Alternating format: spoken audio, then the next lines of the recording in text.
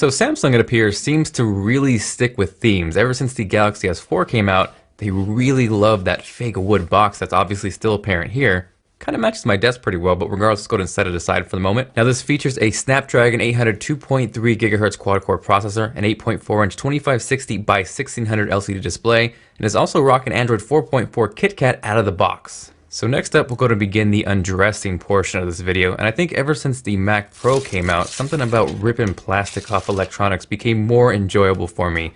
So we got one more stickety sticker on the front, and we have the Galaxy Tab Pro 8.4. Now inside the box, it's kinda slim pickings. There really isn't a whole lot going on. Up towards the top left-hand side, you guys have all seen this before. It is a USB wall charger. It's white, it's clean, it plugs into your wall, and it'll charge your tablet. Next up, right there in the middle, is the wall charger's PIC. We got a micro USB to Type A USB cable, which obviously you can use to either charge your tablet or sync up with your computer. And lastly, there is the literature in the bottom right-hand corner. Now, it looks like you should actually just rip this open, but nope, Samsung trolled me. You actually just slide it off. Taking a closer look, you can see we have the quick start guide, which is obviously going to get you started quickly. Following that is their little shtick on Galaxy Rewards, so they encourage you to register your tablet. That's going to get you eligible for discounts, giveaways, and things like that. We then have the instructions on how to upgrade your software, so just in case you're new or you're not sure how to do that, it'll give you a step-by-step walkthrough on how to upgrade your tablet. And last but not least, the health and safety and warranty guide, so you don't injure yourself while using the tablet, but if you do, at least you know what is covered. So taking a closer look at the Tab Pro 8.4, you can see Samsung has still opted to go for that fake leather design that they introduced with the Galaxy Note 3. It's not premium by any stretch of the imagination, but I do prefer it over the old plastic design. Now that guy right there in the top left-hand corner is an 8 megapixel camera, so if you want to be that guy, yes, this guy, you have all the picture-taking tablet powers in your hands. Now on the flip side, there is a 2 megapixel front-facing shooter, so this is what you'd use for Skype and things like video chat. You guys can see towards the bottom there are 2 stereo speakers. Right there in the middle is the USB port. And this thing is actually really light. It's 0.7 pounds. And that actually makes it just a tad lighter than the iPad mini with Retina display. So if you guys want a full comparison of these two, let me know by hitting that like button.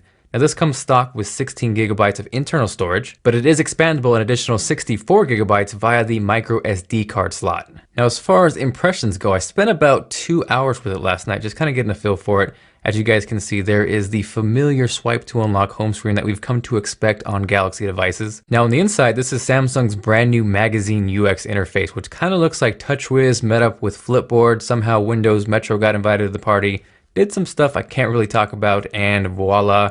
Here is Magazine UX. Now on paper, that sounds like a disaster, but actually using it for a little while, it's not terrible. It does kind of hinder performance a little bit. There's some slight Samsung lag going on, but nothing too tragic. The downside is it doesn't look like there's any option to disable the Magazine UX interface in the settings or anything like that, but I did test it out with Nova Launcher, and that actually does a fantastic job of getting rid of that just in case you absolutely hate it. Now jumping back out of the app launcher, on the home screen in the bottom left hand corner, you can see we have quick access to Google Now, which kicks the pants off S-Voice and even Siri for that matter. Here is how you would access multitasking, so you can either close all or quickly access the task manager right there. Now as far as the pull down toggles and notifications menu, you can either use one finger to get a quick look or 2 fingers to get a detailed look at all your toggles. Taking a closer look into the settings, there are 4 main tabs, one being connection, so you can control Wi-Fi, Bluetooth, things like that. The device section will cover sound, the display. You can actually even customize your notification panel from within this menu. So you can see it's literally a drag and drop operation. So if there's something you do or don't want in the notification panel, you have the power to control that. Next up after that is the controls tab, which will give you access to control the voice control, motion gestures, palm motion, and even smart screen. And lastly, the general section will give you access to your accounts. It'll show you things about your device, so you can see this is running Android 4.4.2 KitKat out of the box, which is definitely a plus. And lastly, one of the good things that TouchWiz does bring to tablets is multitasking. So here I opened up Chrome. I'm going to go ahead and open up YouTube as the secondary app. I'm going to go ahead and play the video, and you can see I can seamlessly run back and forth between 2 applications at the same time. I can browse the web, I can scroll, all while watching the video on the bottom half of the screen. So this is actually one of my favorite features on Galaxy devices. So hopefully you guys enjoyed this unboxing and impressions video. If you did and you are feeling like being awesome, make sure to hit that like button.